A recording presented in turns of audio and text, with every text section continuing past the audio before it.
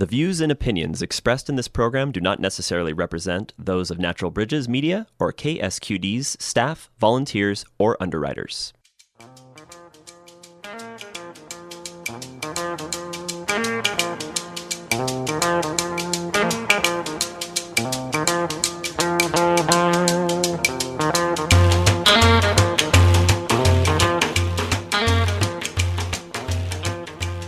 Hello and welcome to Talk of the Bay. I'm your host, Len B.A. My guests in this half of the program are Lindsay Owens and Elizabeth Pancoti of Groundwork Collaborative. Lindsay Owens, Ph.D., is the executive director of the Groundwork Collaborative. Widely known for her ability to communicate pressing economic concepts and arguments, Lindsay has been credited with changing the way we understand inflation by leading the charge to expose and articulate the role of firm pricing power and corporate profiteering in price increases. Her work has been hailed by Jon Stewart as music to my ears and by consumer advocate Ralph Nader, who described her as a burst of new energy in the civic community in Washington, D.C. Washingtonian Magazine named her one of the most influential people shaping policy. Her opinion pieces have been featured in the New York Times and the Washington Post. She is a frequent commentator for PBS NewsHour, The Beat with R.A. Melber, The Readout with Joy Reid, The Problem with Jon Stewart, Marketplace, Pod Save America, Bloomberg, Vox, and The New York Times. She's the author of the forthcoming book, Gouged, The End of a Fair Price in America. Prior to joining Groundwork, Lindsay served as a senior policy advisor to Senator Elizabeth Warren and deputy chief of staff and legislative director to Representatives Keith Ellison and Progressive Caucus Chair Pramila Jayapal. She holds a Ph.D. from Stanford University and a bachelor's degree from the University of Pennsylvania. Elizabeth Pancoti is the managing director of policy and advocacy at Groundwork Collaborative. Prior to Groundwork, Liz advised Senator Bernie Sanders on economic policy and researched economic policy at the Roosevelt Institute, Employ America, and the National Bureau of Economic Research. Her research has been featured in the New York Times, the Washington Post, and The Guardian. Liz has a B.S. in economics from American University and lives in Washington, D.C. Lindsay Owens, welcome to Talk of the Bay. Thanks for having me, Len. It's great to be here. And Liz Pancoti, welcome. Thanks so much for having me. One of the things Groundwork does is develop tools and data and does research on economic policy. Can you give me a couple examples of the research you're involved in? We do a variety of economic policy research streams of work here at Groundwork, one of which is looking at how prices and the driver behind prices that consumers face in our economy. During the height of the inflationary period between 2022 and 2023, we did a lot of research to look at what was driving higher prices and the role of corporates in that. And we found that, corporations really took advantage of supply chain crises and kind of global shocks to our economy as an excuse to raise prices a little bit more than their costs. At the time, consumers were really sympathetic to the fact that there was a lot going on in the world, the COVID-19 pandemic, Putin's war on Ukraine, and other supply chain issues, the chip shortage, and lots of prices increased as a result. And we found at the time, corporate profits were driving about half of all inflation during kind of that peak period. Since then, we've looked at a lot of different industries and a lot of different product lines of pricing. And something we do here at Groundwork kind of seasonally is look at the price increases that families in America are facing for key moments, things like back to school, buying kids school supplies and lunches, around Halloween and Thanksgiving when you're stocking up on candy or stuffing ingredients. And ahead of the holidays, we're also looking at how Christmas gifts are up. And so across the line that corporations are really driving up the prices. And right now, their excuse is Trump's tariffs. And so while we find that prices are up across the board, as I'm sure all of your listeners are aware if they go to the grocery mall, but we find that, companies are really using the excuse of Trump's tariffs and kind of the chaos around that to jack up prices, pass those tariffs on along to consumers, and unfortunately really drive up the price of everyday basic essentials just cannot go without. We also research kind of the effects of different economic policy legislation, typically at the federal level. And so we've analyzed the effects of Trump's tax bill that was signed into law over the summer, as well as the unfortunate healthcare millions of Americans at the end of the year that will, in many cases, double or triple healthcare premiums. Right. And a lot of this is connected to the so-called Big Beautiful Bill, or as Jim Hightower dubbed it, the Big Billionaire Bamboozle. And one of the things that bill did was extend tax cuts that had been passed some years ago. And those tax cuts, the majority of the benefit goes to the very wealthy, but very minimal benefit to middle class and poor Americans, if any. That seems, as you mentioned, with healthcare costs going up at the beginning of 2026 because of all the defunding of Medicaid and so on, and subsidies under the Affordable Care Act. How is that going to impact the economy as a whole? Yeah, the tax that Congress passed over the summer really hasn't gotten enough attention. And I think that's for a few reasons. One, there's been a lot happening in the world. Prices are going up. We're dealing with a trade war, marked by the controversy around the Epstein files. And people are just trying to make ends meet, don't have a lot of time to pay attention to all of the happenings in Congress. But the other reason is because a lot of the deleterious effects of the tax bill haven't fully hit yet. And so I think it's really great that you're taking the time to, come back to this important piece of history, and let your listeners know what they can expect next year on the tax front, which is broadly speaking, unless you are a very, very, very wealthy listener, not good. So overall, we know, researchers have taken a look at this piece of legislation and decided that it is the most inequality enhancing producing piece of legislation ever passed by Congress. And that's because all of the benefits accrue to the wealthiest. The tax cuts on things like inheritance, the tax cuts for people who own a lot of property, those are really accruing to the wealthiest Americans. And then all of the benefit cuts or cuts to programs that millions and millions of Americans rely on accrue to the rest of us. And these were provisions that basically the Republican Congress put in to attempt to pay a portion of the tax cuts for the wealthy. But just to give you a sense of the kind of like kick in the teeth that families are going to face, cost of living is going to skyrocket because of this Republican budget bill. We know that 14 million Americans will be kicked off their insurance by 2034. There'll be an increase in annual premiums for those who get their coverage on the Affordable Care Act or Obamacare marketplace of a nearly double, so to increase. That's up to $1,300 a month for many families. Families in rural areas, it could actually be worse. Those are areas where it can be more expensive to cover. We're looking at premium increases topping $3,000 in those spaces. Wow. I mentioned rural areas. One of the big impacts of this bill is the potential shuttering or closure of 338 rural hospitals, another 579 nursing homes. We've already seen nursing homes and rural hospitals around the country announce that they have closed or are planning to close imminently. So that's just on the health. We know also because of some of the cuts that they made to the Inflation Reduction Act, energy credits, electrical bills could increase by up to $400 a year for families. Families already increasing, seeing, skyrocketing levels for a whole host of reasons having to do with data centers and increasing usage having to do with last year's rate setting. But obviously this, adding insult to injury on the electricity price front.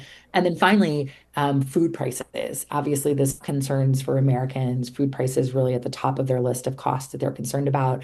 Makes perfect sense. Can't go without it. Got to buy it every week. Got to put food on the table. But because of the eliminations and reductions in nutrition assistance, more than 22 million families will see less ability to cover their grocery bill. And because of that reduction in assistance will also permanent impacts on the grocery stores themselves. We're estimating that 27,000 grocery stores that rely on consumers using SNAP benefits are at risk of shutting down. So largest transfer of wealth from the poor to the rich in a single piece of legislation in United States history. We're not hearing enough about it. It's so important that you're bringing the story to your listeners. Wow. And those are amazing figures. I mean, I had heard already that this, cuts in Medicaid could impact the ability of hospitals to stay in the black. But I hadn't really thought about the impact of reduced food aid on grocery stores. And we're certainly seeing that, it's very just evident here in our community that the number of people showing up for food bank distributions has gone up significantly just in the last 3 or 4 months. Yeah, that's exactly right. This morning, we heard Trump's agriculture secretary, the department that covers food stamps. This morning, she was bragging about how the Biden administration had increased food stamp benefits by 40%. The Trump administration was doing everything in their power to roll that back. And that was an accomplishment of this administration. Yeah. And so telling that they consider that a praiseworthy event. This is having a broad impact, not just on directly on people's lives and also on local economies as well. I wanted to ask you a bit about tariffs. And, there's sort of endless debate about how tariffs and whether tariffs should be used and under what circumstances. And Public Citizen did an interesting report about the tariffs and trade agreements coming out of some of those tariff negotiations are being used as a pressure tactic to compel other countries specifically to deregulate big tech corporations. And among countries where there were examples of that were Indonesia, Canada, South Korea, India, and Pakistan. And I wondered if you could talk a little bit about tariffs and how you see that from an economic perspective. Yeah, I want to be clear that, to date, Trump has not signed an official trade agreement. He has gone out and all of these deals that will help American companies and American farmers and American businesses and American workers. And in fact, to date, he has not signed a single trade agreement into law. And in fact, many of his chaotic tariff policies have either helped large incumbent businesses like Apple, who has gotten a special carve out for tariffs, and really hurt American small businesses who just have no ability to weather the storm here. A Goldman Sachs estimate, more than 50% of the tariff impacts are passed on to consumers. And the Harvard Business School Pricing Lab finds that prices for imported goods are up about 6.5% from their quote unquote liberation date. And goods inflation is really peaking up.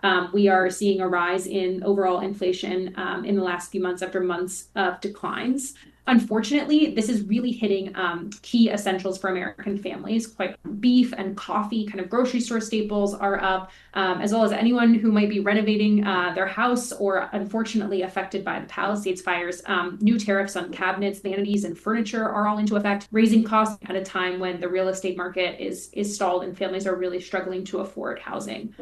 Something that I think about a lot that is really aligned with our work at Groundwork is a new paper released by some economists, one of whom is at Columbia, found that the companies who say that they are affected by tariffs, so companies that import either their finished goods or parts for their goods, their prices have raised their prices by about as much as companies who say that they are unaffected by the tariffs. And so even the companies who are not being hurt by Trump's tariffs are hiking prices for American consumers kind of under the guise of tariff and, really just making the affordability crisis plaguing so many Americans, especially in the lower income and those middle income families, even worse. And I think that especially as we head into the holiday season, this is going to be especially just given how many toys and electronics are imported from places like China, where the effective tariff rate is, 60, 70% and much higher than it was last year. So it's playing a significant role, at least in overall price increases. Although, as your research has pointed out, a lot of those price increases are just sort of deliberate choices by corporations to take advantage of the expectation of higher prices. Something that Groundwork does is we listen into a lot of earnings calls to see what corporations are saying about the, economic policy situation. And many of them are saying, we're being hit by tariffs and we're passing them on one-to-one to customers. But some of them are saying it's just a really ripe opportunity to raise prices, that customers are unable to go without essentials. And so they can, the corporate speak is take pricing action, but they brag a lot to their investors about how they are able to raise prices right now. And this is talked about at the same time they are getting, even more price breaks from even more tax breaks from Trump's tax law passed over the summer. For listeners who may just be tuning in, my guests are Lindsay Owens and Liz Pancoti of the Groundwork Collaborative, an organization whose mission and strategy is to build an economy that is more equitable and just. In your work at Groundwork, you use storytelling and strategic communications to reframe economic debates. How would you characterize the mainstream economic narrative we hear the most these days? What's wrong with that narrative? Yeah, I really love this question. This is something that's near and dear to my heart, and it's been part of Groundwork's founding mission. Too often the types of people who get to talk about the economy are CEOs and executives, right? When we want to know about the tariffs, when we want to know about the tax bill, we're interested in knowing what executives think, how it's going to impact their companies and their bottom lines, impact the stock price, what it means for investors, what it means for the markets. The big story after Trump's announcement of Liberation Day was the stock market plunge, right? But I think we don't hear enough from millions and millions of Americans who make the economy go, whose labor is responsible for the productivity and innovation of the American economy, the strength of the American economy. And so a lot of what we try to do is make sure that we're featuring spokespeople who tell stories from that perspective, and we're featuring workers themselves and consumers themselves who are impacted by these economic policies. And I don't think these sort of variations in who gets to tell stories of the economy are unrelated to the fact that increasingly we live in a world that really is a tale of two economies. Stock market this year has set records more than 30 times, which is really just extraordinary. And yet, on the other hand, families are struggling to make ends meet. And as we talked about, watching the groceries and utilities and healthcare premiums skyrocket. And meanwhile, now getting flashing warning signs in the labor market as we're seeing job growth decline, unemployment and joblessness tick up, increasingly concerns about how new productive technologies like artificial intelligence will impact the workforce as well. And so, we've got families stretched thin, taking on more and more debt, and we've got Wall Street signing their Christmas bonuses. So I think if we want a better economy, we've obviously got to change economic policy. As we historic tax bill, biggest wealth transfer in history, move is so tilted, is Washington is too responsive to the CEOs who benefit from their policies. This, of course, has to do with money in politics. Why is it that Congress just passed a piece of legislation that was the largest wealth transfer in history? Well, one of the reasons has to do with money in politics. Those can purchase K Street lobbyists who run around Washington bending and twisting and squeezing the legislation until it benefits the wealthiest in the country. It's good for their bottom lines. Of us just don't have that kind of access. And it's something that, of course, has bedeviled the Republican Party, but the Democratic Party in Washington has not been completely immune from this phenomenon either. And the example that here is more interested in getting Epstein's take on how a policy will impact the investor class than an economic advisor who's calling the head of the AFL-CIO, finding out how the policy will impact the American workforce. And so we see it in the communications. It's also a money in politics problem that really influences both parties in Washington and results in an economy that's too often tilted towards the very wealthy and where it's harder and harder to make ends meet for everyone else. Yeah, and there is so much talk now about affordability, and it's been a major issue, for example, in the New York mayoral race.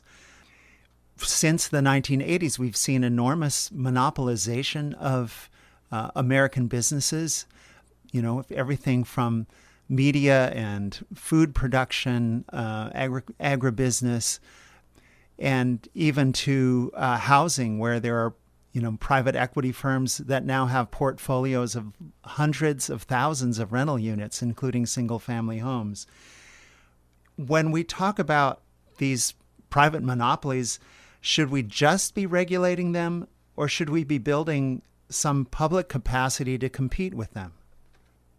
I think the way you phrase the question is it really hits the nail on the head, that having a public option to compete with the private market is so important. And this is something, Mayor-elect Mamdani has proposed in the grocery space, where there are many corporations who are driving up the price of groceries. As my colleague Lindsay said, it is something families just can't go without. It's not an option to go without groceries. And on both the retailer side and the food side, where 4 large meat packers control nearly the entire supply chain for meat in our country, or 2 large producers control the entire market for canned and boxed processed foods. So much of the grocery store is controlled by these large agriculture monopolies, and then not to mention the consolidation in the retail space, especially with the current pending merger of Kroger and Albertsons set to make it even. And so I think that having a public option in the market to compete where profit margins are a little bit lower or zero is a really great way to bring down prices. It's also just a place where in some markets, there's just purely a market, something like childcare. It is both the case that childcare workers do not make enough money for the vital services they provide to our children, and the price of childcare is simply too expensive for so many American families. And the kind of conundrum of those two issues could be solved with a public provider of childcare. In healthcare industry, this is the same thing, where so many health insurance corporations, either at the insurance company level or private equity buying up hospitals or pharmaceuticals, everyone is in on the same scheme to make a quick buck off of American patients. And it just seems, unconscionable that in the richest country in the world, there are so many Americans who either live under the burden of medical debt, ration their intake at the cancer treatments they need. And as we know, President Trump's bill unfortunately takes us in the wrong direction by rolling back programs like Medicaid and the Affordable Care Act. And so I think whether it's public options or strict public regulation, antitrust enforcement, the government really can play a role in regulating markets so that they work better for American families. Well, thank you. We just have about a minute left, and please tell listeners how they can find out more about your work and support Groundwork Collaborative. You can visit us online at groundworkcollaborative.org. We are also on X, the site for Twitter, and Blue Sky. Great. Well, Lindsay Owens and Liz Pancotti, thank you so much for coming on the program. Thank you for the important research and work and advocacy that you do. And I hope to have you on the program again in the future. Thanks, Len.